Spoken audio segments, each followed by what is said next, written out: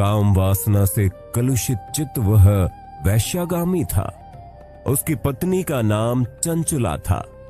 वह सदा उत्तम धर्म के पालन में लगी रहती थी, तो भी उसे छोड़कर वो दुष्ट ब्राह्मण कामासक्त होकर वैश्यागामी हो गया था। इस तरह कुकर्म में लगे हुए उस बिंदुक के बहुत वर्ष व्यतीत हो गए।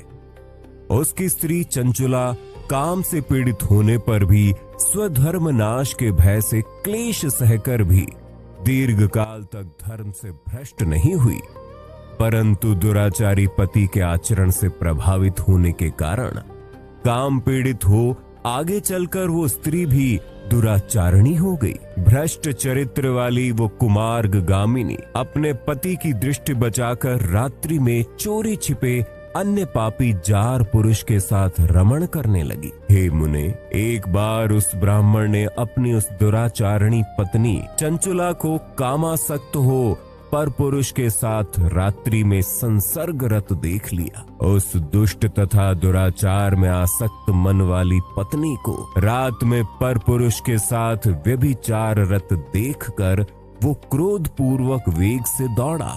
उस दुष्ट बिंदुक को घर में आया जानकर वह कपटी व्यभिचारी तेजी से भाग गया। तब वह दुष्ट आत्मा बिंदुक अपनी पत्नी को पकड़कर उसे डांटता हुआ मुक्कों से बार बार पीटने लगा। वह व्यभिचारिणी दुष्टा नारी चंचुला पीटी जाने पर कुपित होकर निर्भयता पूर्वक अपने दुष्ट पति बिंदुक से कहने लगी।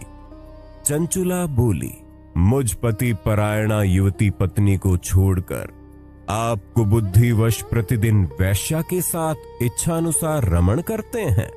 आप ही बताएं कि रूपवती तथा कामासक्त चित्त वाली मुझ युवती की पति संसर्ग के बिना क्या गति होती होगी।